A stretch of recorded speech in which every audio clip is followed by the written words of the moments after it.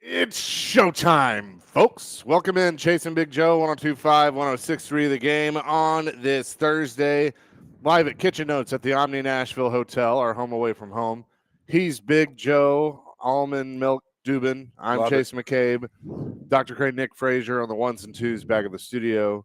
Engineer Sean Mark is here as well. What's up, JoJo? Got a packed house, brother. Yeah, All it's is good today. It's always good. good to be at our home away from home kitchen, and it's packed down here today. Yeah. Packed.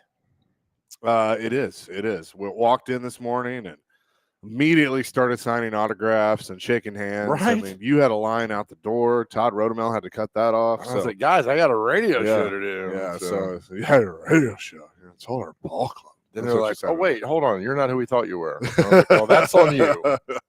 Who'd they think you were? I'm not going to mention it. Brad Schmidt. Oh, God. I'm about to reach over and punch you. That's all right. We got a big one planned today. Mike Berganzi has been introduced as the new Titans general manager. He was there yesterday, so that was cool. Chad Brinker, who is the president of football operations, he was there yesterday. Bert Nihill, who is the team president, he was there yesterday.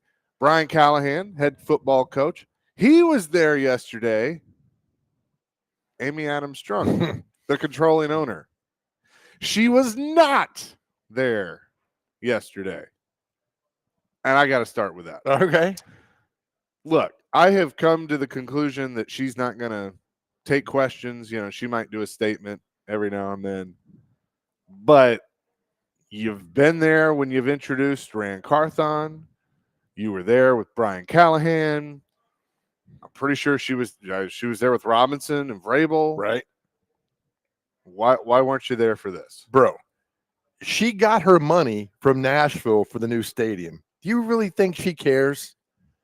She got her money. Look, I'm really starting to question it. Like, again, if you have decided, and you know, we had fun yesterday with the voices, and you know, we will refer to some of the quotes. I've decided for the next time we have to do this, my mother, who is a pre-K teacher, I'm going to have her read these quotes like she's reading to her class, or have her kids read it. Yeah, that'd be even better, right? I mean, that would work. But I mean, for you to not even be there, and Mike Berganzi is going to join DVD at 12:30 today, so you're not going to want to miss that. I don't know if one of them is going to ask this question, but I would love to ask this question. Has he even met her face to face? Oh, that's a good question. Let me ask you this. We don't want her involved, right? So no, she's not there. I'm okay with it. I don't want her meddling per se, but you're the owner. Like, you should be present. I mean, for a big event like that, you should be there. You've been there for everything else. Right. Now, is this you now recusing yourself and saying, look, I'm not going to be here for anything else anymore. These guys got it. If that's the case, then say that. I think she's afraid of the questions. I really do. I think she knows she'll get bombarded by questions. At this point, I don't even care about her answering questions because I know she's not going to. You know, they're going to send Chad Brinker up there, and he's going to answer questions off camera and off audio. Still don't really understand that. It's extremely bad optics for this franchise. It's already the worst franchise in the National Football League. When you come out and you do not have any sessions available to be taped or recorded or anything, it is bad optics. It makes you look even worse, which is really hard to do. Really hard to do. And then let's don't go into this thing about, I hear today, the press conference, he was great and told us, what do you think he's going to say? Yeah, I this mean, look, team he sucks. was fine. No, he was fine. It's all the same. I like the edge. He's got a little bit of an edge. Here's So did Rand. Here's what. No, he didn't. When he came in, go back and watch that. It's almost the same exact press conference. Not the same kind of edge. We're going to get the players, put the team first. But it's all the same psycho babble garbage every single time. Oh, that's fine. Now go do the job. Go do the job. I mean, I'll give him a chance to do the job. My thing on Brinker, I was trying to find. So on Amy Adams Strunk empowering Bert Nihill and Chad Brinker to speak for her and why fans should stand for that. He says, I mean, like you just said, she has empowered Burke and myself to speak on her behalf. He handles the business. And on if she will empower them to speak when the Titans win the Super Bowl, which whoever asked that, good job. That's the goal. We want to. The goal is to win it. Yeah, to win the whole thing. I mean, I guess I can't make any promises around, how quickly it's going to turn around, the win-loss record and all the things that go with that. I could just promise you that when we finish up today, we're going to go to work and build on this plan. I expect you to hold us accountable. Oh, we will. Don't worry. On why Amy Adams Strunk won't speak. I don't have an answer for that.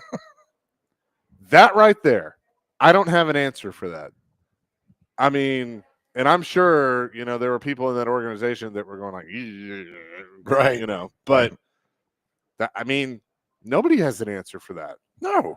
And look, if that's the way this is going to be now, that Burke and Chad are going to speak for her, okay, I'll accept that. I have to accept that. I have no choice. Mm-hmm. But I need a little stronger performance. Is all I'm saying. From Amy or from from Chad. And okay. I got a little bit of insight on it now, but and because he said a few times like, I didn't ask for this role, basically. And I'm like, oh man, okay. So he's basically like been crowned the favorite. Like, here, you go run the team. What's the question he was asked yesterday about? He ended up answering about like, we didn't stand on the table for somebody. And when it came down, he threw it's collaboration, and we all got together. I'm like, no, he was trying didn't. so hard to not use that word, and then he did. Don't. I mean, that might have been during the main press conference. Yes. Yeah. No, yeah. It was Borgonzi. Yeah, saying that. And I'm like, here we go again. And yeah, that's it. Just look, all we asked for is a clear, concise structure of who's doing what. It's that simple, right? This other stuff is just complete bilge. That's all it is. So let me ask you, do you have that now? Do you know who's doing what? Not really. Okay. Not really. Because, McLean, yesterday we asked about having a director of football operations, a GM report to that.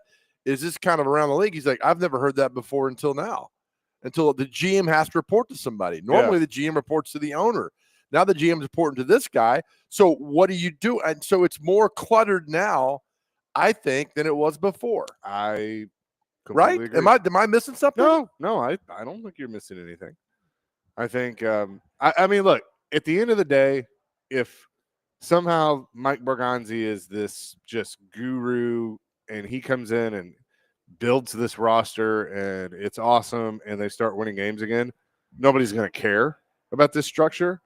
But with it being so messed up and whack the way it is, I don't think that's going to happen. Did you see the Chiefs game versus the Broncos when Mahomes didn't play? Yeah. Awful. Yeah. All right. It's going to be like that. So I'm just saying, he's here because of Patrick Mahomes. Sure. That's why he's here. Sure. That's why anybody from the Chiefs is getting a job somewhere. Thank you. That's it. That's why he's here. And look, kudos to them for finding Patrick Mahomes. I'll never forget sitting at our draft show, and it was Jared, Floyd, Derek. I think Chris might have been on it too. And when Kansas City traded up and they got that pick and they took Patrick Mahomes, Floyd kind of under his breath said, well, good for Andy. He's going to win. That's going to get him a Super Bowl. Like, he really liked Patrick Mahomes. So whoever found him, good on them. But now you got to see if you can find that guy here. And I don't know. I got to see this play out. I'm going to let it play out. I'm going to give it, because at the end of the day, it's the end of the day. None of us have a choice. Like, if we're going to watch this football team or care about this football team or talk about this football team, which if we don't talk about this football team, you and I don't have a job, then we're going to have to let this play out. Disagree with that. But I think that, look, you're 3-14, and I did something last night. I went through, looked some mock drafts with people. Almost everybody's got Cam Ward now going number one of the. Sure, I mean, it's like change. Was there something that Borgonzi said about Cam Ward? Because a week ago it was like trade out, trade out, trade out, trade out. Now it's like they're taking Cam Ward. And does Borgonzi go on record of saying, "Or Brinker, I really like Cam Ward to come in here"? Because I don't know. I really don't know. And if you're thinking Cam Ward's going to come here and turn the world around like a Jaden Daniels, I hope. Very rarely do those quarterbacks do that. You can get Anthony Richardson or you get a Jaden Daniels. I mean, it's cut and dry. That's the way it is. So I don't know. We got 3 months to talk about this. Free agencies in March. The combine's late February, free agencies in March. I hope they're really, really quiet in free agency this year, the Titans. Yeah. I hope they're quiet. There's one guy that you and I agree on that I think they should back the Brinks truck up to and bring him home, and that's Trey Smith. The Brinker truck. I see what you did Trey, there. and they should have drafted Trey Smith. Should have drafted him at the time. I mean, no, don't shrug your shoulders. Went to the 6th round to the Chiefs, and now he's mowing dudes over in Kansas City. Is he the perfect lineman? No. There's no more John Hannas. No. When Anthony Munoz is in the world or Larry Allen's. I mean, but if you can get close, then you get close. And Trey Smith was a guy they should have drafted. They should have drafted 6th round. 1st round, the Chiefs got like, no. 6th round. I know he had the blood issues at Tennessee, the circulation, all that stuff. And now it's, it was cleared. It was fine. And you missed some things. So now bring him home. Plug him in at right guard. You're good. You're done. Yeah.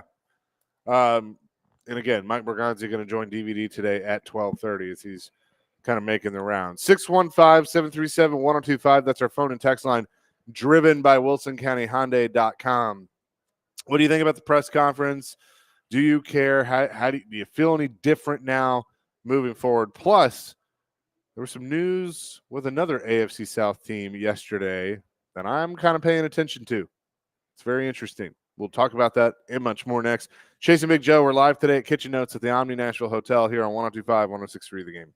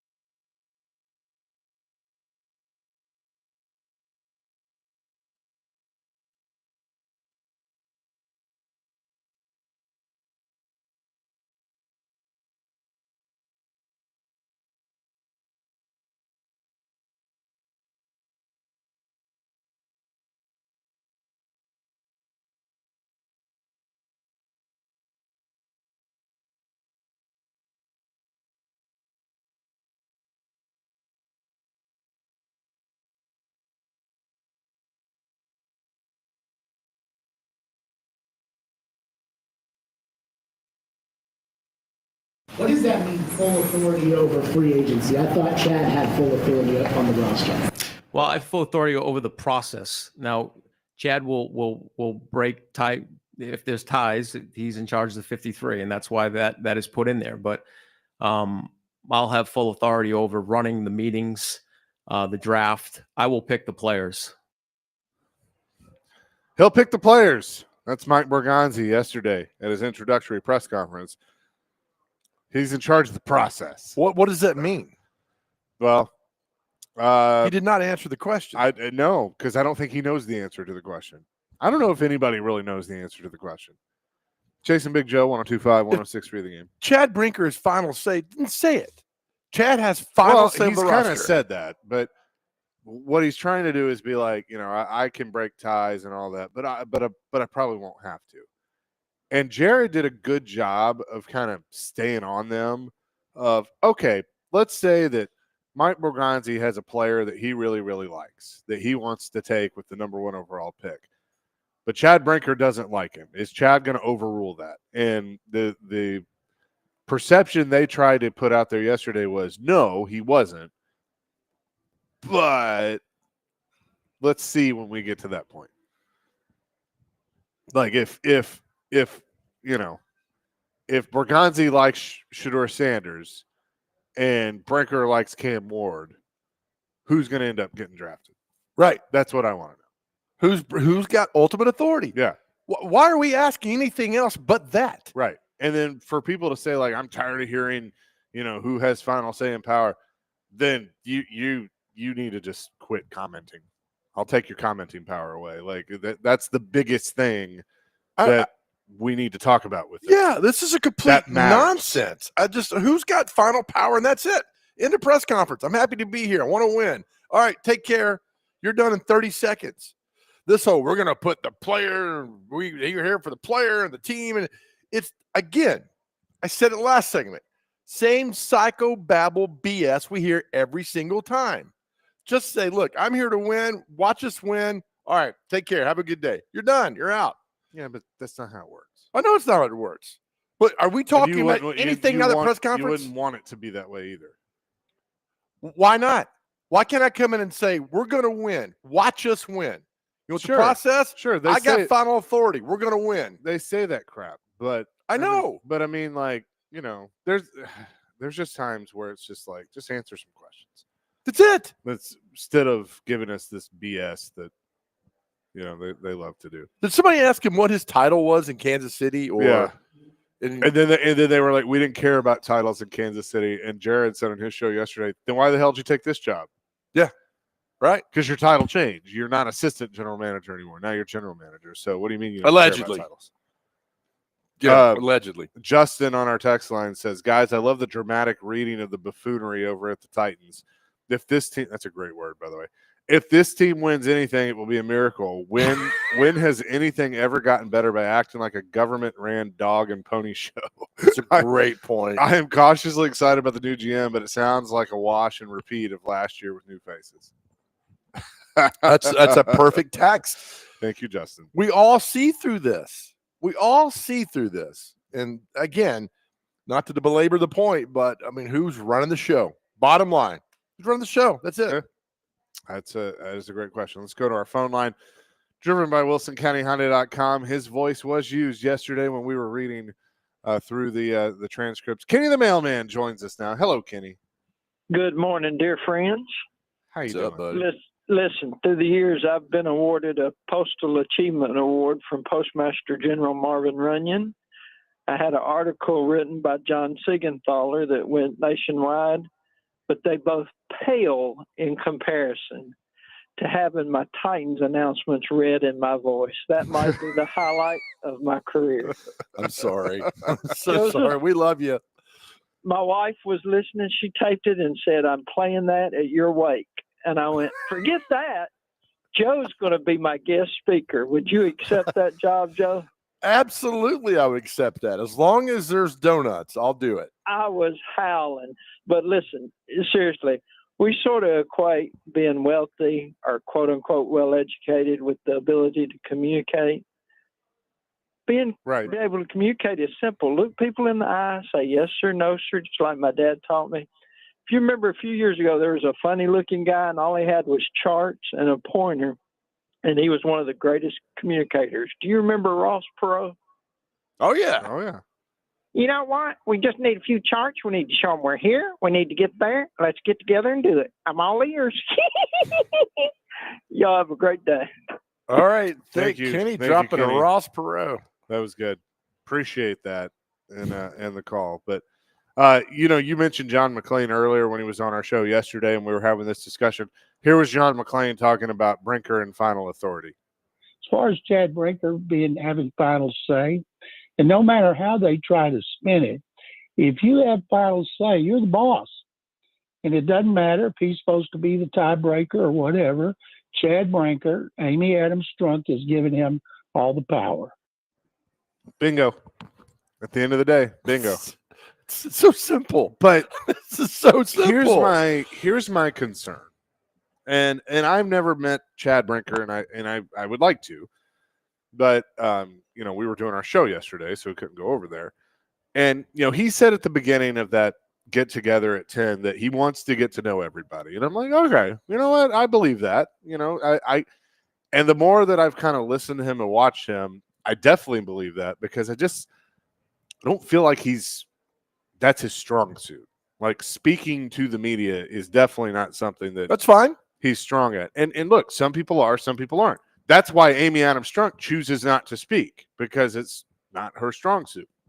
I think it's a little different when you're the front-facing owner, but it worries me, because like, if somebody's like, when John Robinson walked into a room and did a press conference, you knew that John Robinson was in charge. Right. You knew that he was the guy picking the players. There was no question he was going to build the team. There was a good relationship with Vrabel, but ultimately, at the end of the day, J-Rob was in charge. Same with Floyd. Like, you knew that Floyd was picking the players. Now, later on, some of that started to change. Jeff got new titles. That's when the power struggle happened, and we all know how that ended. I never really felt that way with Rand, and I don't really feel that way with Chad Brinker. Now, who's to say that Borgonzi doesn't eventually kind of take that power, similar to how Chad did, because, Amy changes her mind quite a bit. But that's my concern. Like, if Brinker's going to be the one speaking for the owner, like, speak with confidence of like, hey, this is what we're going to do. I just told you that 5 minutes ago and you laughed at me. I didn't. Get up there. Here's what we're doing. Got questions? That's it. Yeah. Be confident what you're going to do. But my thing was, I wasn't laughing at you for that. I was like, well, give us a little more than just Why? that. What more do you need? How the lunch line at Baptist Sports Park? How they go through? It's Ascension St. Thomas Sports Whatever Park. it is. Not Vanderbilt Hospital either. Get up there and speak with confidence, poise, and here's what we're going to do. Here's our plan. Yeah. And we're going to bust our ass to make a winning program. What more do you need? But if he said that with the confidence that you're saying, then okay, I probably would accept that. But he's not saying that with confidence. Right. That's my problem. Yeah. So I mean, at some point, you need to be self-deprecating. Like, we're not a good football team. And they Right. said it. I right. think Borgonzi's like, we're a thrower, or maybe Brinker did. We're a 3-4 They've all said team. we're not a very good football team right now. I Which love is, it. Which, okay, I respect that, because now it's like, all right, In at least you order admit that. for a phoenix to rise from its ashes, Chase, it must first burn to the ground. That franchise is burned to the ground. Yeah. Now you build it up. Maybe not as bad as Jacksonville, but Now you build it it's up. there. And that's the thing. You're in the worst division in football, or the worst whatever. Yeah. You're in the AFC South. Awful. It Yeah. is the worst division in all of pro sports. Yeah. You got to be better than the Jags, the Texans, and the Colts. Two of those are bad programs. Before we get to Greg Wyshynski, he's going to join us. We'll talk some NHL with him. We obviously are thinking about everybody affected by yesterday's shooting at Antioch High School that, happened middle of the day around lunchtime. A 17-year-old boy went into the cafeteria and shot a 17-year-old girl, and she passed away. And then another student was injured, and then the shooter took his own life. So A lot of people affected, a lot of families affected, yet another community affected by gun violence. And, I mean, my mom, texted me yesterday. She's a teacher, and she's like, what is happening to our kids? And I'm like, I wish I had an answer for you. I really do. But, thoughts and prayers, obviously, with everybody, because it's a traumatic experience, for this community. And I hate it. It's awful. Look, in high school, and look, I went to McGavick. I love McGavick. I love Metro schools. I'm a Metro school guy. In high school, we would have a guy like, hey, Chase the guy's got a knife in his boot, and you would tell the principal and nothing would happen. Yeah. When did it get to this? Yeah. When is the genesis of this? It's awful. And it's just to see that. And, we were talking yesterday, our radio station is in that south side of town. I mean, 15, 18 cop cars came flying by. Yeah. I mean, it just breaks your heart. And so, again, you got to reach these kids, man. You got to tell them that we do it every day. You got to tell them that they're loved and that it's going to be okay. Yeah. And the message isn't getting there. Yeah. And this kid allegedly had some mental issues, and it breaks my heart, man. Yeah. It breaks my heart that this all happened. And I believe the girl was 16. I said 17, but it breaks your heart is the best way to put it. It does. All those years that you were in news, you covered the movie theater one. Yep. That was Awful. It's yeah. awful.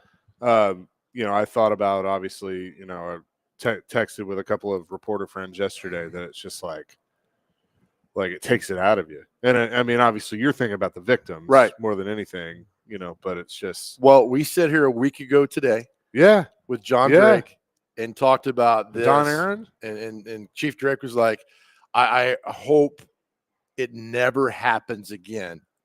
But right. And I was like, man. So, and a week later, I told you that when I walked in this morning. It's like sitting watching the news last night, and he's on, TV. I'm like, it was a week ago. We were sitting with him at Kitchen Notes, just talking about, everything and stuff. And then he's having to do, his job, but the crappy part. And he said the situation, and I don't know exactly what happened per se inside there, but for the officers the Metro to go in immediately. Yeah.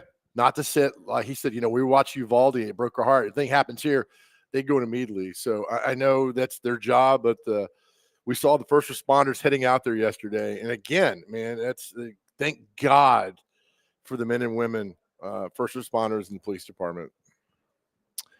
Yep. So thoughts and prayers for everybody, for sure. Coming up next, we'll talk to Greg Wyshynski, get the latest around the NHL. 102.5, 106.3 The Game.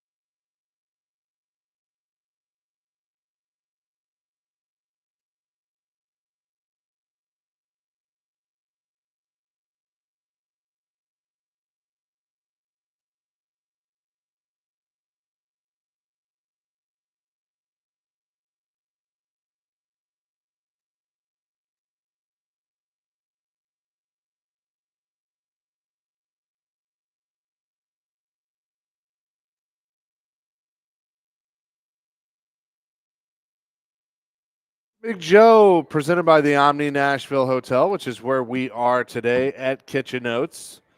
Dr. Crane is back at the BCB Plumbing, Heating, and Air Conditioning Game Nashville Studios, home of the $99 yearly Beehive membership, where the buzz is always about great service. We now talk some hockey with our man Greg Wyshynski from ESPN. He's presented by Old National Bank. Get old, Greg. What's going on? Man, is that the Facts of Life theme song? I don't think I've heard that in like 25, maybe 30 years. It's wild. It's a TV themed Thursday, so that was Facts of Life for sure. It was a good intro for you. Not to give away the age, although it's on Wikipedia or whatever, but like there was a Different Strokes Facts of Life rerun twosome on the TV station in my city where I grew up. And I was like every day at 5 o'clock, come home from school, watch the exploits of Gary Coleman and the Facts of Life people. Very, very exciting times. Very formative for me. For sure. It's exciting times for the Nashville Predators. They've won 4 in a row, including the largest comeback in franchise history against San Jose on Tuesday night, a 4-goal deficit. They score 6 unanswered goals. And I have to tell you, being live in the building, that was the wildest comeback that I have ever seen in my life. Yeah, let's not get out over our skis, though. San Jose is terrible, but they're fun bad. Like that's the thing about San Jose. Like the sports are populated with bad teams, especially teams that like do what the Sharks have done, which is to be as terrible as possible to get franchise players in the draft. But like Chicago did that, and I don't want to watch a Chicago game. They're terrible. It's bad entertainment. The Sharks are fun because they score a lot and they don't play defense like at all. So I think it was a great win for sure. But I think of all the teams in the league that I would expect it to come against would be San Jose. But to your point though, like this is, we don't want to read too much into it. We don't want to get too excited, but this is kind of the thing that people have been waiting for with the Predators and the kind of thing that when you look at their playoff probabilities, they remain a team that some of these models still say has a percentage chance of making the cut because they have it in them to string together a bunch of wins. They've got the talent. In theory, they've got the goaltending, and the results in recent games have been pretty promising.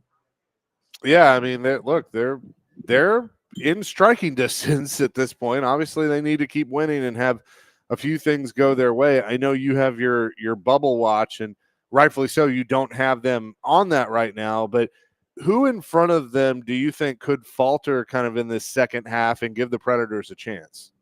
Well, I think the numbers problem for the Preds right now is that you have one spot open.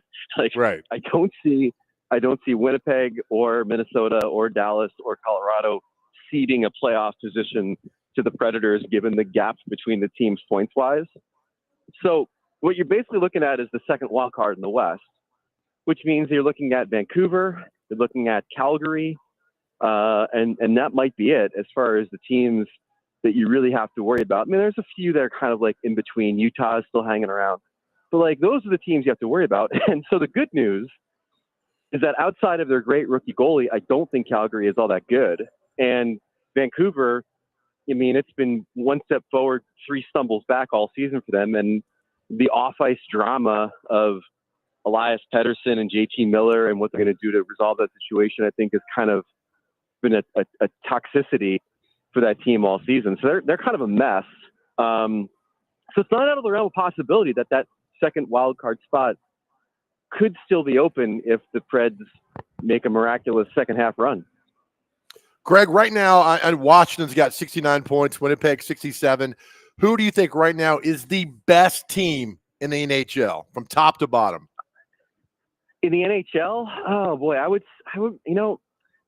I guess I'm going to have to go either Vegas or Washington. The problem with Winnipeg, I don't love them at 5-on-5. Their power play has been insane. They've got a lot of talent on it. Kyle Connor, players like that have really played well, and I think it's covered up for some deficiencies, just like having the best goalie in the world has covered up some deficiencies. But, pound for pound, the way Vegas plays on both sides of the puck is really impressive, and they've had incredible scoring depth, too. I think there's like 8 or 9 guys that are in double digits for goals for that team so far this season. And then you look at Washington, and like I wrote about them this week, this idea that they've been able to retool around Ovechkin and be this good at a time when everybody just assumed they'd be an empty vessel, in hockey purgatory, waiting for him to retire so they can kind of go to the next thing. They play great, and they play fundamentally strong defense. They've got an incredible goaltending from Logan Thompson, and their offensive 5-on-5 has been pretty good. So I would say those two teams are probably top of the list, with the caveat that Winnipeg is great, but maybe could be a little bit better at 5-on-5. Greg, one thing that I hate in sports, and I really don't like this, the no trade clause. And I know with February coming up, we got the trade deadline. I just think if we somehow got rid of that, it would be so much better. What are your thoughts on that? Because so-and-so wants to get traded. He's got a no trade clause. I just think it hamstrings a team so much. I would never give anybody a no trade clause, but I'm also an idiot. You're not an idiot, but I mean, at the end of the day, it exists for a couple of reasons. One, it exists obviously as a trade-off for teams financially. Like, we'll give this to you if you take a couple $1 million less, and we can have more flexibility under the salary cap. It's kind of like one of those deals in negotiations. But more than anything else, it's just like basically the NHL is 32 recruiting businesses, and you got to put in incentives to recruit people. I remember when I worked at Yahoo and I was doing Puck Daddy, like the cafe they had at Yahoo was awesome. Like, it was stacked. And it was because Yahoo had to offer better food than Google, because they're all going for the same employees, right? So you've got to incentivize it. So, if you're a team that maybe doesn't have everything going for it that other franchises do, but you're willing to say, you know what, I'm not only going to give you a no trade, I'm going to give you a no move. Like, that might be the thing that helps you recruit a free agent. So I like that it exists. What I find fascinating is how many ways teams can get around it, like the Rangers did, for example, with Jacob Trouba this year. There are ways to pressure these guys to do what's in the best interest of their of their happiness. Like, if you just don't play them anymore, you can do that. There's nothing in the contract that says you have to play them. But I do like the fact that they exist. I think it's good for the players. They basically go to them and go, look, we don't like you anymore, so this is how this is going to be. Yeah, I mean, it's like if Vancouver found a trade for JT Miller and he's like, no, and then all of a sudden he's playing 4 minutes a night, at some point that's gonna bug you to the point where you're gonna, reconsider your decision making maybe. So there are definitely ways to get around it, but I do think it's healthy for the league. Greg, we have a saying in the South. It says, "Oh, bless your heart," when you really feel sorry for somebody. Which NHL team, and I'm sorry it's a generic question, but I just want to know, which NHL team do you feel sorry for? Oh, man, that's a good question. I mean, I kind of feel sorry. I don't franchise-wise, I'll always feel sorry for Buffalo. I mean, you guys know I'm a New York Jets fan, so I have a certain kinship with the Sabres insofar as playoff droughts. So I'll always feel sorry for that franchise. But as far as who I feel sorry for, it's mostly players that I feel sorry for. I legitimately feel sorry for Sidney Crosby. This is a guy who's dedicated his career to being the best he can be. He's going to maybe be one of the top 5 players of all time if you take the totality of his game and his talent and his accomplishments. And he's just dying on the vine with a franchise that can't figure out how to build around this core of old players. And so I feel bad. I think the NHL and especially the Stanley Cup playoffs are a more exciting place when you have a Sidney Crosby or a Evgeny Malkin in them. So it's more so the players I feel bad for than some of these franchises, although I certainly have sympathy for the plight of the Sabres and their fans. Greg Wyshynski is with us from ESPN. We've had a texter that has asked this the last couple of weeks when you've been on, and so I will ask your question for him. Do you know what the latest is with the whole Ryan Johansson contract? And obviously that does affect the Predators. You're like, when are we going to get resolution on that? No, that's a great question. I'll follow up on that. Thank you, texter. That's a good prompt. The last time I wrote about it, I think, is when I was at Flyers camp before the season and was talking with their GM, Danny Briere, about the situation. So yeah, I gotta double back on that and see what's going on, because that is a story that's kind of fallen off of everybody's plate, I think, at this point. Yeah, well, there you go. We will. You can do some digging on that and report back to us. Oh man, I didn't think I'd be getting homework off this hit today. I know you got a homework assignment. I've been assigned something by the show. I don't know. I got to follow through now. Well, we'll see. I mean, I think because it does kind of affect what Barry Trotz, is going to do moving forward, because there's some money on the books there. So it could be a interesting one for sure. Greg, appreciate it as always. We'll talk next week. Anytime. Thanks for having me.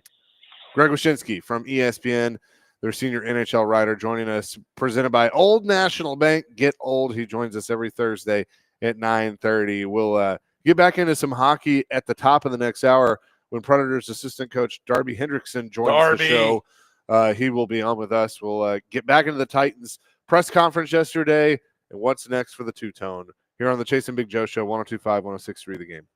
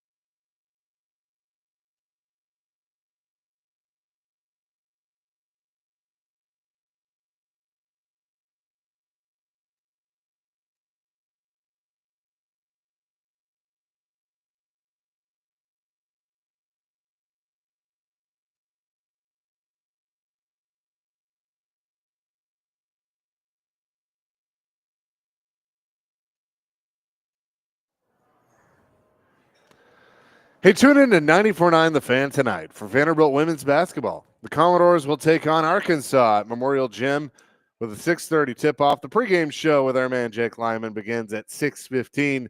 Coverage also available on the Game Nashville app, thegamenashville.com. Vandy women's basketball presented by Athletes Unlimited. Pro basketball coming to Nashville Municipal Auditorium February 5th through March 2nd. Go to auprobasketball.com for more details and to purchase tickets. Now, which one was that? I don't know that one. L.A. Law. LA Law? Oh, Okay. I thought you meant basketball league. I was like, I don't know. You just read it. No, Maybe I need to pay attention more. No, the LA TV Law, thing. yes. No, LA With Law. the That's great good. Corbin Burnson, who was also in Major League. League. What was his name? Uh, Doyle? Yeah, Roger Dorn. Roger Roger Dorn, Dorn. yeah. I met him. That's right. He came to our station one day. Did you- Very random. He but was in town. Yeah, he made all the rounds and all that. Yeah. That, what's funny is that they played that movie because the passing of Bob Uecker was on the other night, and you just watch bits and pieces. I mean, that's a classic. Yeah. It's a classic movie. It is. It's just, I mean, it's one of those, like, I try and watch it around baseball season every year. it's just funny from top to bottom. I mean, the cast is great, and everybody else involved in that. So one of my first jobs when I started here was producing sounds games. And, Jeff Him started, around the same time I did. And he and I would be, they'd be on the road in Sacramento or something like that and be late at night. And, during the breaks, he and I would be quoting Major League, like the famous one hit. We have one bleep hit. Yeah, right? Can't say that. Nobody's listening. It's so good. It's funny. I had guys from high school that were bullpen catchers for the Sounds in the 80s, and like Rob Dibble, Norm Charlton, Jack Armstrong. And they just how great these guys were to the bullpen catchers, friends of mine. I'll always love like those guys because they were so nice. They'd give you tickets. And I mean, some of those guys are just the best. And it was a good time in the mid 80s. Yeah. Greer Stadium, even though the dump it was our dump. Yeah, it Sorry, was. Doc. I mean, people now, and look, First Horizon Park is a beautiful facility. Can't believe it's over 10 years old now. Yeah. But it's 2015. awesome and it was much needed. But it's funny. People will ask me about Old Greer Stadium, and it was just like, you talk about a place that had character. Yeah. I mean, the fact that the concourse wasn't level. Right? Like, that was the best. And if you part. went to the bathroom on the bottom, there's a chance the bathroom from above would leak on you. Yeah, they had the troughs. Yeah, oh, I had to go to the troughs. Pass. Yeah, you're Uh, right. If it rained too hard, center field would flood. It was. I mean, it was. I remember a time, and you were not even born yet. It was so crowded at Greer Stadium, they'd put people in the outfield and rope them off. Yeah. On the warning track. So that would your home run was if you hit it past the warning track, it was a home run. Yeah. That's how crowded it used to be back over there. It was a lot of fun, and Michael history- Jordan played there. played there. Not against the Sounds, though. Nope. Against I guess it was the Nashville Express. Yep. They came to town, and so you're right. And so people like, I drove by Greer. That place looks terrible. Well, it's been vacant for 10 years. What do you think No, it it's kind of, they was? finally tore it down, but The big scoreboard's just like a block away down the road. which I'm glad they preserved that Yeah. and moved that into the Wedgwood, Houston area. So that was pretty cool. Yeah, there was like a summer. It was either summer or two that Nashville had a AA and a AAA team. 94, 95, right in that area right there. Yeah, and they were the AA of the Twins, I think it was. Yeah, that sounds right. And then the Sounds at that point were AAA of either the White Sox or the Pirates. Right, maybe. White Sox. I think it was the White Sox actually. Because there was a time there where Because if Jordan had gotten to AAA, he would have been here. oh, okay. Yeah. Oh, that'd have been cool. You had 78, they were a farm club of the Yankees. Yankees won the World Series. Like 90, Mattingly played here. they were a farm club of the Reds. The Reds won the World Series with like Sabo and Dibble and all those guys who had just come through here. So those were fun times, man. But First Horizon's fun. Don't get me wrong. It's just something about Greer growing up being that our dumpy stadium that we So loved. I had a coach in high school, George Weicker, the late Absolutely. great George Weicker, who played for the first Sounds team. Uh-huh. And so that would have been the 78, right? Roughly, yeah. Yeah. And so I was talking to him one time and I was like, so wait, you were in the Reds organization? And he goes, yeah. And I was like, what was that like? and he he was like, yeah, I mean, obviously I was there at the right time for greatness, but the wrong time for me. And I was like, well, why do you say that? And he goes, you go look at that lineup in the 70s. I wasn't even sniffing the big club. Right. And that's, well, look at the ultimately 81. why he I remember him. He passed away. I didn't know He that. did, yeah. Oh, man. The 81 team had Balboni, if I remember correctly, Willie McGee, and Don Mattingly. Yeah. And then the next year, Willie McGee is 82, leads the Cardinals to a World Yeah. Series. And then Mattingly never played in a World Series, man. Yeah. His last year with the Yankees was 95. I know. That's crazy. Got a couple calls that want to weigh in real quick. Hair Metal Henry has a sound story. What's up, Henry? Boys, I used to spend my summers out there. My dad was a baseball junkie, and he would keep the score in an official scorebook every game. But Joe, when you said Rob Dibble, it brought up a great story for me. I can't remember who they were playing, but he was in for relief. Bottom of the ninth, bases loaded, 2 outs, full count. You see him go into the windup. You hear the crack of the bat, and you hear the pop of his mitt. You never saw the ball. It was that fast. And he bends over and does like a Hulk Hogan double bypass or double bicep pose and threw the baseball over the press box into the woods behind Greer. And went running off, dude. That's when I knew that guy was just absolutely nuts. But yeah, Greer was great. Man, that's a good one. Thanks, Henry. Appreciate you. Trey has a Titans comment before we get to Darby Hendrickson. Trey, what's up? Hey, how y'all doing today, guys? We're good. Hey, I just wanted to say, from my opinion, from what I heard from the presser yesterday, from the news conference yesterday, that's his name, Bergonzi? Yes. Bergonzi, he doesn't know what he's doing. Hey, what's up, man? Hey, I could have took the Titans handbook and read it for like 5 hours and got up there and did a better job than he did. Trey's out on one press conference. Hey, you know how when you was a kid and you with your grandma, you go to her best friend's house and she offer you some lemonade and you taste it and it's nasty. That's what we got yesterday. Okay. All right. Oh, that's great, man. Have a good day. Thanks, Thanks, Trey. Appreciate it. That's a call. Trey's out on one press conference. That's all I like. Coming up next, back into the Predators. They're in action tonight. Assistant coach Darby Hendrickson going to join us next. Chasing Big Joe, 102.5, 106.3 The Game.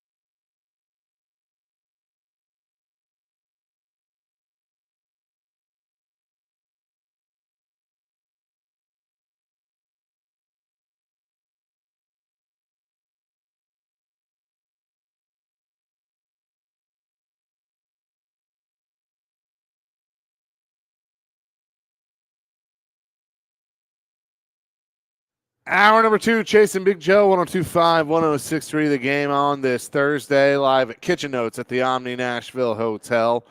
Get ready to stay up late tonight. Predators back in action on the West Coast against the San Jose Sharks.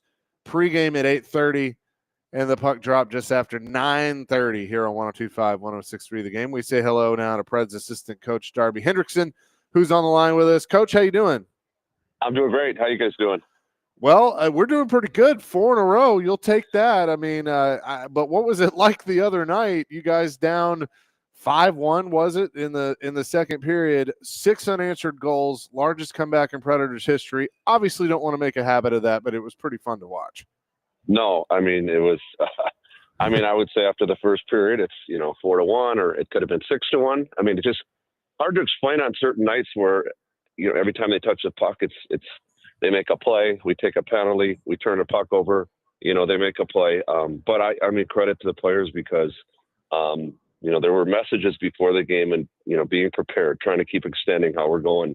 And what didn't happen. And San Jose is a good young team.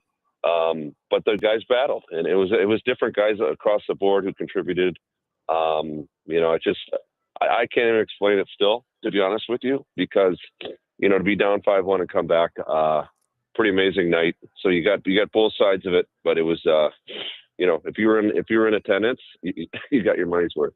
Oh, it was fun. That is for sure. Does it, yesterday Brady Shea was on our show and kind of said this, but does it show you all as coaches that, again, while you don't want to make a habit of something, that your team does a good job of being resilient, and when they do have their backs against the wall, that they respond to it? It wasn't a good start, but you got to really the second half of the game and obviously the finish.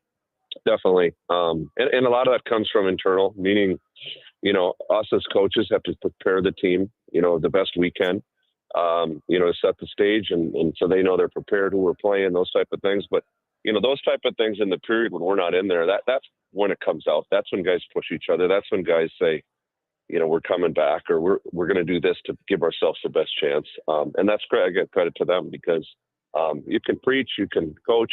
All those things are very important on our end, but they got to have that internal part on their end. And it has that feeling right now collectively in our last, obviously, 4 games that you mentioned. We're talking to Predator assistant coach Darby Hendrickson. The Preds on the road in San Jose tonight. And coach, you played against the Predators for so many years. What's it like now being on this side, on the good side of the force? On the good side, yeah. No, it's fun. First of all, love being in Nashville. I was fortunate. I grew up in Minnesota, got to play there, got to coach there. But there's a perspective you see when you come into Nashville, and for sure, a hard place to play. I mean, many games, playing, coaching, great, incredible atmosphere. People love the game, passionate, has a vibe, has Keith Urban singing the national anthem the other night and Jelly roll around, things that you don't really see in Minnesota. But the people and the personnel, Barry Trotz, all his years of coaching, now management, from the current event, Roman Josi, Phil Forsberg, I mean, these are guys obviously have been here a long, long time. And you get to meet them as a person. And I think that's the fun part. You get to see how they tick, incredible leaders, incredible players, and incredible community guys. And I think to be around that on a daily is very special. Well, what's it like when you're positioned during a game on the bench and look down and see Stamkos and a Brady Shea and a Forsberg and a Josi, their jerseys, know they're part of your team? And I know it didn't start the way you guys wanted to, but you guys seem to be kicking in storm and getting it going now. What's it like, as a fan, you're a coach and a player, to see those iconic names right in front of you on the bench? Yeah, these are guys, again, that have had huge impacts in the game. Obviously, our focus right now is to have our team going, and that was from day one of camp. And there's been challenges of consistency and chemistry and things that, again, we're trying to help put together. But being around those people is great, and your job is to help them. So as much you respect them for sure, and you've seen them and watched them in coaching and played against some. But a lot of the focus is, how do you help these people? How do you, on a daily, how can you as a coach help their game? How can you communicate? How can you take a weight off that player? And those are the focus points. But great people, and it makes the game fun to be around people that are great players and great people. We're talking to Preds assistant Darby Hendrickson on the line with us. They're back at it tonight in San Jose against the Sharks. And I got to tell you, Coach, I've been really impressed with Justus Annunen since he was acquired and has been here. He had to come in relief the other night, obviously got the win. But when he gets his opportunities, it seems like he makes the most of them. He's been really solid. It's been a great pickup for us. Just his demeanor, I think a lot of things people wouldn't see. His personality, just really a good teammate. His work ethic, in practice, if UC Saros is playing, he's supportive. He's working with him. Just that mindset that he's had coming in day one, working with our goalie coach, Ben Vanderklok. But he just really a positive for our team. And he stepped in the other night, was really solid. And the other part about him, I think when fans see him, he's big. I mean, he's 6'4", whatever, how big he is. So he covers a lot of net. But I think his mentality, his work ethic behind the scenes is, to me, really impressive. What is it like coaching Zach LaRue? Because he is so much fun to watch. And, he's got an edge and he's got to learn to control that a little bit as he gets older as a player. But even against Minnesota, when he knew there was going to be a target on him, I really liked how he handled himself. What's it like coaching him? Fun. He's he's got a great personality. I think when he came up early in the year, there's a lot of things from the staff, not just myself, the other staff, of here's what we believe it takes to stay, not just for a week or two, but to really make it. And I think when I say fun, he's coachable. And, to his credit, I mean, he's a first rounder. And I know he's one of their leading scorers in Milwaukee in their playoff run, but he's hungry. And, he does have an edge to his game for sure. But I think he learns there's a fine line to that. When he's crossed it to a degree or other teams felt that, he's handled it. He's taken it straight on. Respect to him on that. That's not easy. But he's also got skill. And you can see him, making plays off the rush, going to the net. A big part of his game being around the net, whether it's tips or kind of those dirty plays, he's willing to do that. And because of that, he's been here all year. And he's not only done a great job, but he's got a chance to play in the National Hockey League for a long time. And that's a credit to him.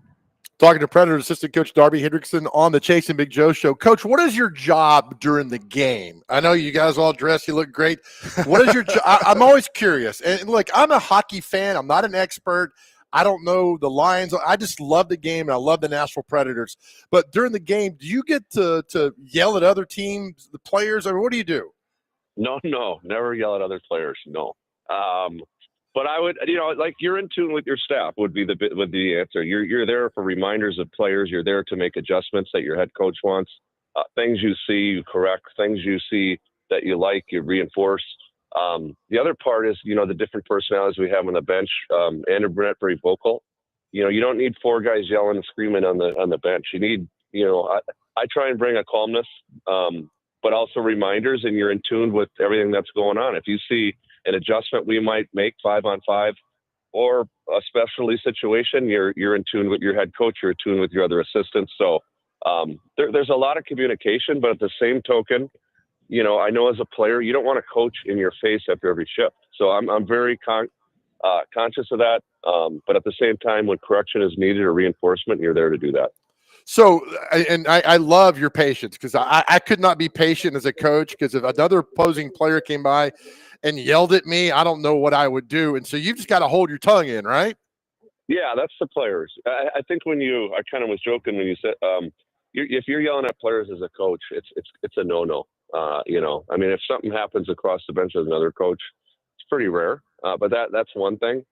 But I would say on the end, with a player talking to a coach talking to a player, it's taboo that's a no. Okay, good. The players handle that. They get into it, but I've seen it before being with different staffs where I've seen that happen, and that's a hard no. So, the players get interacted, and I mean, there's emotion, but they have to handle that. We have to kind of keep them in tuned and channeled and focused in the right way. But if they get into it, that's part of the game. We get that. It's just the coaches to a player, no. Well, good, because Coach Burnett would fire me on day one. Has it ever? I love Coach. I love talking to you, because I love this. We don't get this kind of avenue on the show. Have you ever called another coach out, other teams? Hey, meet me in the tunnel after the game. You ever done that? Well, to be honest with you, when I was in Minnesota, there was a little when John Heinz was in Nashville. We had there was a back and forth on the bench. Yeah. But and then I had a chance to coach with John. I'm like, I could have taken you. Yes. I'm kidding. But we have fun with that, and it's competitive moments. But that's pretty rare. You can pull up a highlight of Peter Laviolette and Donnie or Granato. Tony Granato in the day getting into it. But it happens because there's competitive moments, no doubt. But back to what I said, as a coach to talk to an opposing player, it's taboo. It just doesn't happen. It's pretty rare. It's pretty classless, actually, and I think that's how it's perceived. But your players on a daily, for sure, you're interacting. It's just you don't cross that line on the other end. Good. Yeah, for sure. Hey, Trotzy could get after it back in the day. I've seen him not too happy with some coaches. Yeah, no, he's got some pipes on him still.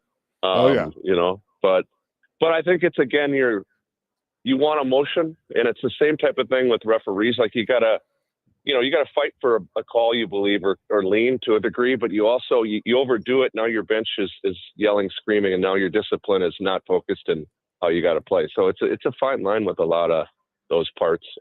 But there's energy that your coach has when it's not going.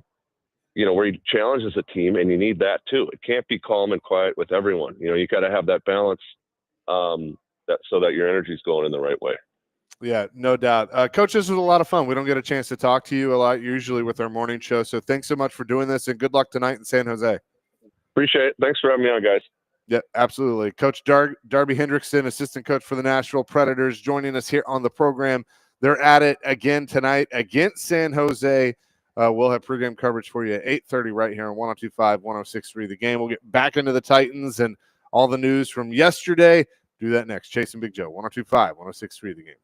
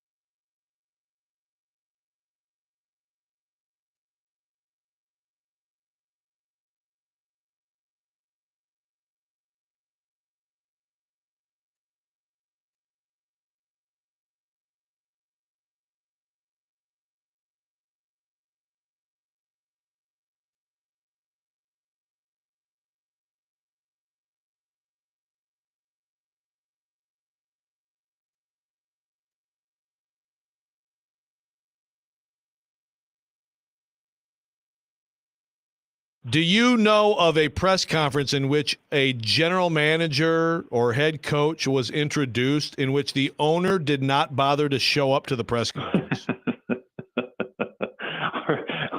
when are we going to talk to Amy? Again, I have no illusions about interviewing Amy. I have no illusions. Sure. I'm saying showing up to the thing. Right. Have you heard Right. of this? Support the guy. I would strain to think of the last time I can remember two individuals like Brinker and Borgonzi being, sitting up there and a complete no-show by the owner. I mean, at least, even if not sitting up there, being in the room, right? Yeah, being somewhere, being on the premises. Yeah, an acknowledgement of, the involvement in the process, I don't want to say the stamp of approval, but obviously there's an element of that, being in the room for it. Yeah, it's I would say it's very unusual. I think what's going on with Amy in general is very unusual in terms of the total lack of availability at all.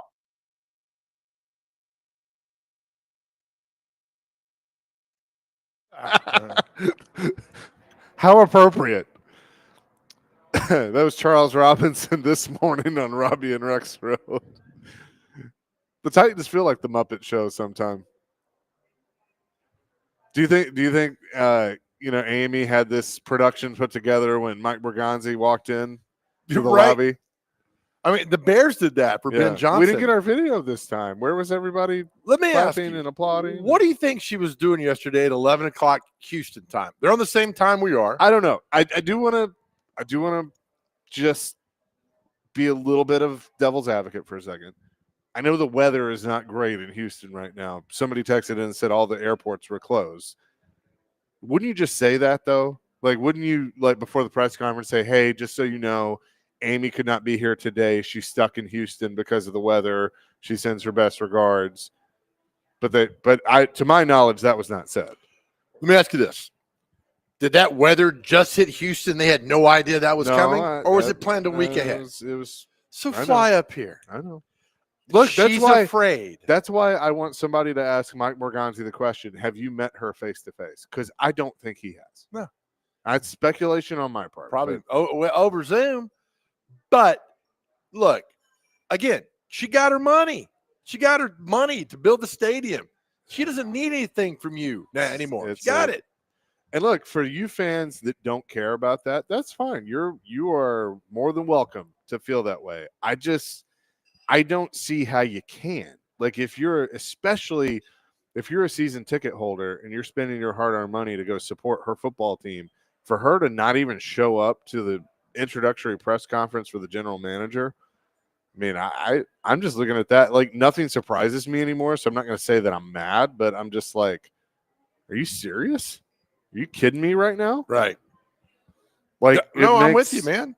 It makes no sense that she wouldn't be. I mean, like, fine, you can put people in place to speak for you, but like, for instance, last week we went to the Predators Golden Hall thing. Yeah. Who were the three gentlemen on the stage putting the jacket on those people? That's right. The owners. Yeah. Did they speak? No. But they, I saw. When's the last time you saw her? Rand's thing 2 years ago? No, I saw her. I saw her at training camp last year. She was up on No. a little balcony. In the arena of I'm speaking. Was it the Rand's press conference? Probably. That I was at, because that was where she, walked up to me and said hi. So yeah, probably. I think she. Let's see what she was at. I wasn't at Callahan's press conference, and I think she was there. She was there, but she hasn't had a press conference in like 6 years. Is that right? Where she actually took questions? Yeah. No, I don't think so. It's been that long. It's been 5 or 6 years, right? She was at Vrabel's thing, was she not? Yeah, she was also at Jeffrey Simmons when they drafted Jeffrey Simmons. She was at that press conference. That's right. I don't remember her taking questions, but she was sitting up there with them.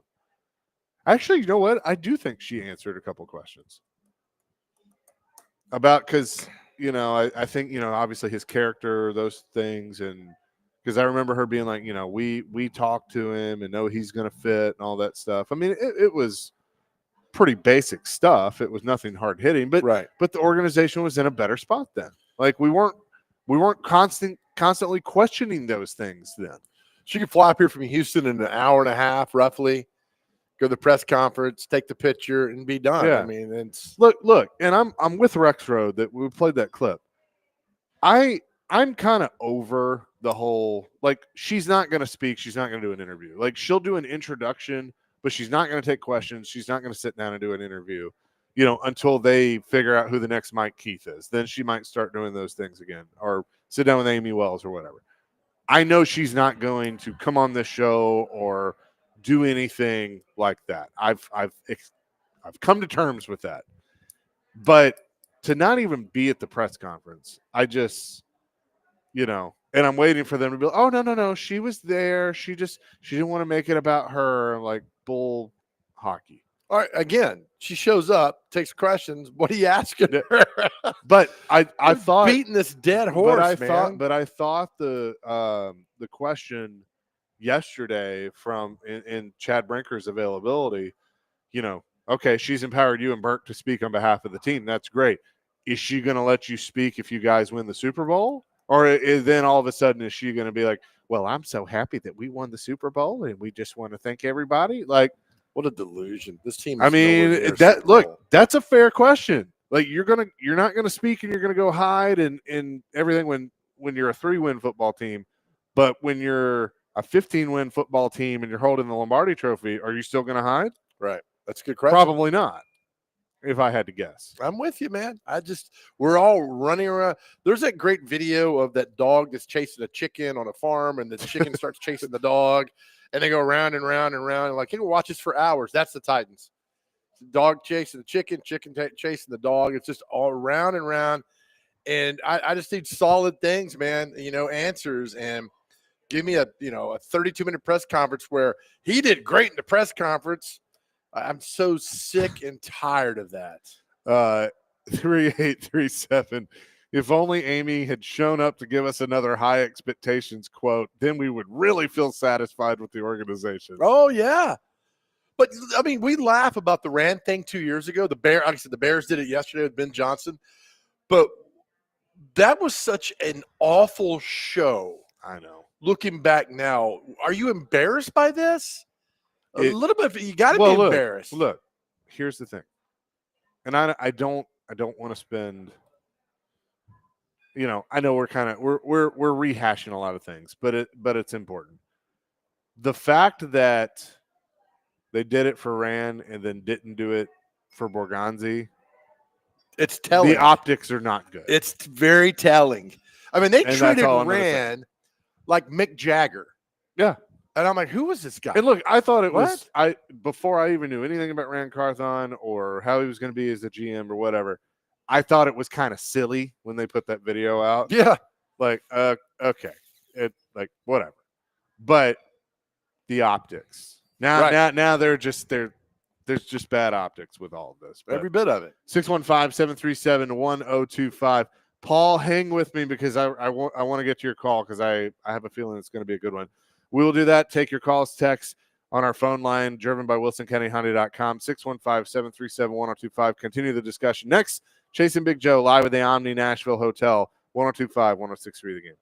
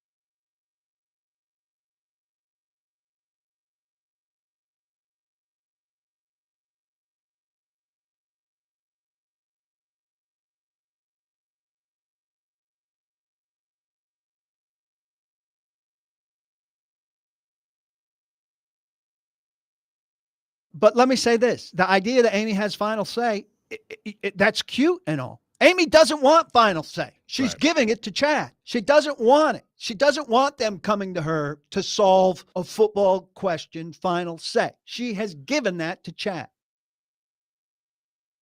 Kaharski on Robbie and Rex Road. It's just about the Titans conglomerate led by Amy Adams Strong. Is this step by step? What shows this? I can't read the caption. It says growing, and that's it. Oh, this is growing pains. Oh, okay. Yeah.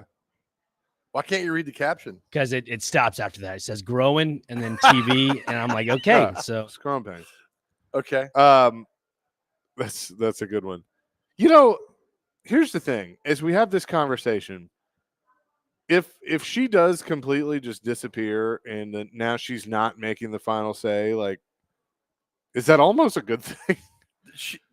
Are we believing this? No, I It's mean Amy Adams. Her father was a control freak. Right. That's all she's just ever known. She's just all of a sudden decided, like, you know what? Yeah, I right. can handle it. It's nonsense. You people don't want me there. Screw you. Dad, just let me know how the season goes. No, that's not how it is. And then she shows up, midway through the season and does the double burn. This woman led a coup d'etat on her brother-in-law. Yeah. To take over the team. Great word usage, by the way. To say that she's not, I totally disagree. Yeah, I don't know. She's not out of anything. Paul wants to weigh in. Paul, what's up? Hello, Paul. How much is she going to go up on season tickets? Well, I mean, they've gone. Team? I mean, they've gone up a lot for the new stadium. Oh, absolutely. Absolutely. Now, I'm going to be honest with you. I can't afford the tickets, but I am a season ticket holder for the Predators, and I'm in a little group and have been since day one. Last year, they went up on our season tickets. Our season tickets went from 39 to 42. 39 to 42. $3. Right.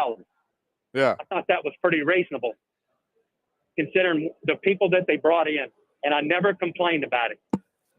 It won't. I mean, They need to look at the Predators for help. I mean, you go to the Predators game. I mean, I'm asking you too. If you win as Joe Blow, nobody else, you look up and you see Barry Trotz walking through the stadium on the concourse. He'll shake hands. Now, he's going to a radio interview or something, but he'll stop and shake a hand. You'll see the former governor and his group up in MGM restaurant eating dinner before the game. You'll see Sean Henry walking through, shaking hands. He'll stop and talk to anybody. That man will talk to anybody about anything because he loves fans, and he wants them. I know he wants them to have a good time, and I think he gets more out of it than the fans probably do, walking around shaking hands and being with them. We can't even get her to come to Tennessee. It's a train wreck. And it's miserable. But hey, man, she made $300 million last year off the team. So she doesn't have to come, I don't guess, does she? No, not at all. And you make all plausible great points. Thanks for the call, Paul. But you think that Tennessee Titans are going to go down the street and say, "How are you guys doing over the National Predators?" NFL thinks they can do no wrong, and I get what you're saying, Paul, and that's really nice, but they're not. NHL, I mean, the NFL thinks they're better than everyone around, so they're not going to come over here and do a study on how the National Predators. They probably should, but they're not going to. Josh in Lebanon asked a great question. So let me ask you this. Would you rather have an owner like Amy, who won't speak, or like Jerry with the Cowboys, who is always speaking? Jerry has 3 Super Bowls. He does. Jerry elevated the game of football, NFL, to a higher level. Jerry got owners paid, got a lot of things happening because of Jerry Jones. Jerry is the far extreme about an owner. Would it be fair to say somewhere in the middle? I mean, that's just kind of, is that good? Sorry. Wasn't expecting a question at that moment. I mean, like, just show up. If she showed up yesterday. Right. Again, I have given up on her speaking, like doing a whole lot of speaking. That's fine. You know, if you feel comfortable and you have your people in place that are going to speak for you, then fine. But like, show up to the press conference. Right. I just don't. I don't mean to belabor a point, but I don't get it. And so, you know, because little things like this take away from the big story. And the big story is you got a new general manager. And yeah, it was the first press conference. And, you know, usually you win those press conferences. And I liked him. I was like, okay, cool. I like what he had to say. Now you got to actually do it. Go do the work. And he's going to join DVD in a couple hours at 12:30 today. I look forward to hearing that conversation, but I don't know. Let's see. Andrew also points out Jimmy Johnson got him those Super Bowls, not Jerry as GM. There's some truth to that. He's still the owner because they haven't been back to the championship game since '95. So Barry Switzer won a Super Bowl with Jimmy Steen. That doesn't matter. Still, I mean, I looked on Wikipedia. It said head coach is Barry Switzer. He was. He sure was. That is true. He and Jimmy for a long time were the only two coaches to win the national championship in college and Super Bowls. That's right. And then Pete Carroll joined that. Pete Carroll. Who will be next? Maybe Jim Harbaugh. He's pretty close. He's got one. He's coached in a Super Bowl. Yes. So 615-737-1025. Devin and Dixon, the Titans in the NFL think their bleep don't stink, and the Titans will never ask the Preds about their business model. And this is coming from a day one Preds fan. Preds are second to none when it comes to fan relations. That is true. They do it right. They do, but they've also got 41 more chances to do it right, or 33, whatever it is. It's comparing apples and oranges. It really is. Look, it is. In the NFL and the NHL are different animals, but you know, I sit here and we just had an assistant coach on, you know, Darby Hendrickson, who is very open and honest about his team. And Barry Trotz goes on every week with Jared through the good and the bad and is very open and honest about his team. You know, I just appreciate accountability. That's all I want. That's all you need, man. Coming up next, we'll tell you what day it is and celebrity birthdays. Also tonight on 93.3 FM, they're totally hits, totally Nashville. MTSU is in action as the Blue Raiders take on Sam Houston. Tip off at 6:30, pregame at 6 with our buddy Chip Walters. Coverage also available on the Totally Hits Nashville app and totallyhitsnashville.com. Chasing Big Joe, 102.5, 106.3 The Game.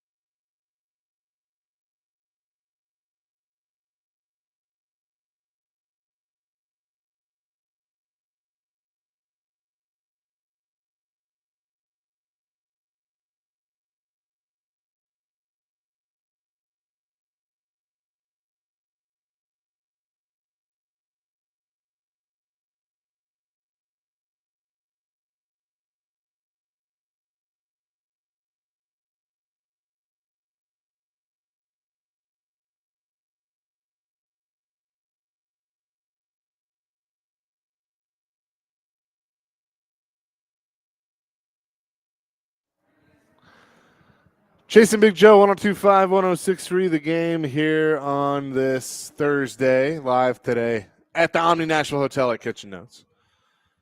Always appreciate our time here. Breakfast, good. It's packed in there today. Packed. Love seeing that. Again, Mike Borgonzi, new Titans general manager, will join DVD at 12:30 today. So looking forward to that. Be sure to tune in. With that, let's get to what day is it and celebrity birthdays. All right, gentlemen. First on the list, there's some good, delicious food stuff on here. International Sticky Toffee Pudding Day. That sounds delicious. Clash and Clothes Day. So clash with some Every clothes. day for me, man. I can't decide what to wear. Measure Your Feet Day. I might need to do that here soon. Why? Every time I buy a pair of shoes, one pair doesn't fit, the other one does, and it's the same size. I don't know. Well, you know what they say about big feet, right? Big brain, baby. Big brain. National Handwriting Day is next. And National Pie Day. If you like some pie, go get some pie. Love pie. Let me tell you what. You should never give away your pie for free. I'm telling you that right now. Okay. Well, next we have is National Rhubarb Pie Day. So if you like rhubarb pie, eat it.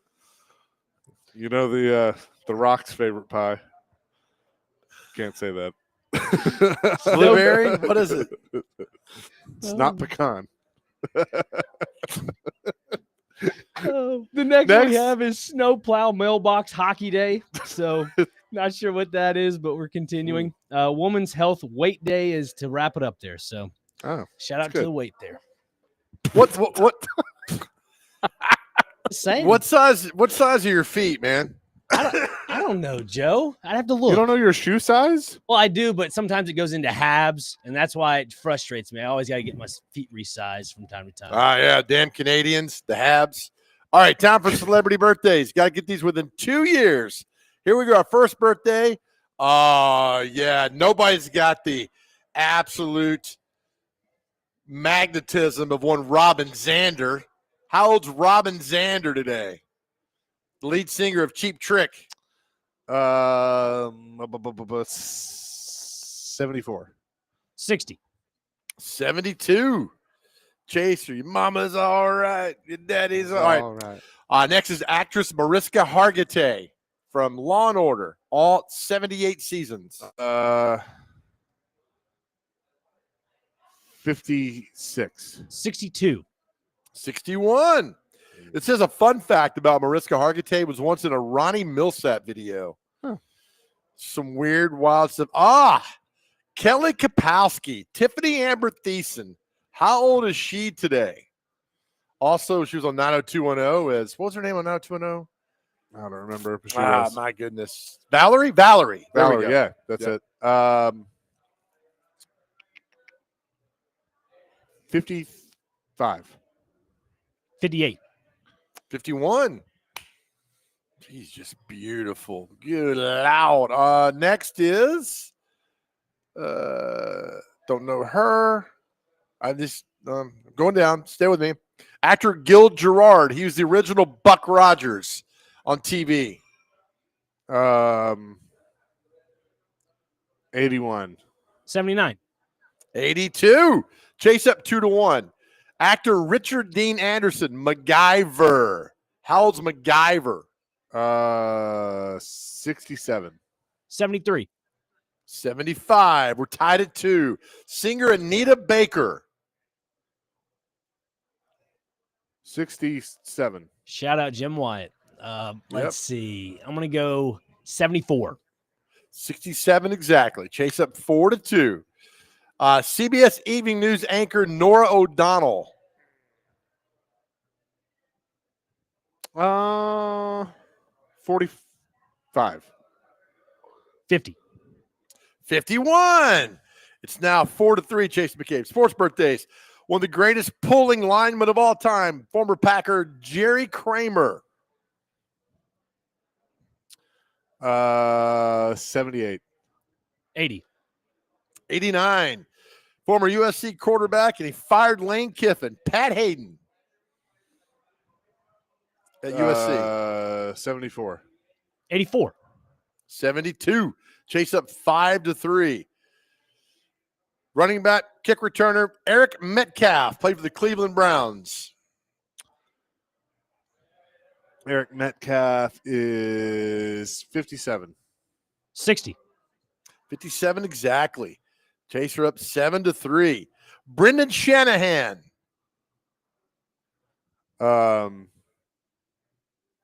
Like the 49ers coach? No, the hockey player. Hockey, yeah, right? Yeah. Sheriff Shanny. He is 56. 59.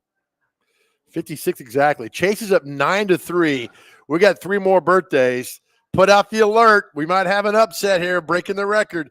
Kevin Mawai, former Tennessee Titan Hall of Famer.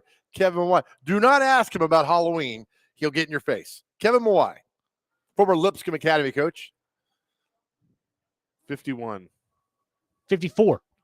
54 exactly. Dang. So it's now 9-5. You're still within striking range, Dr. Crane. Tanya Harding.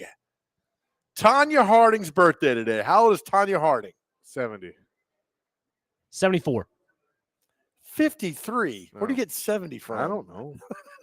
Final birthday, Chase is up 9-5.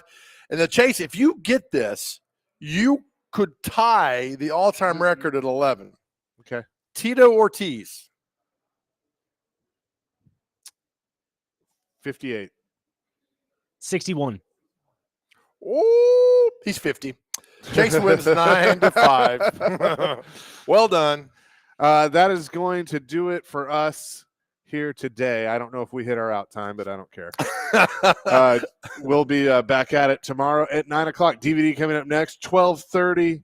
Mike Borgonzi. As we leave every show to our guys out there, know that we love you on your cell phone. If you did talk to somebody, dial 988 or text 988. Somebody's always there to talk to you, and they're going to tell you that they love you the same way we are too as well. Reach out to us if you need to talk to anybody. Before you do anything, please talk to someone.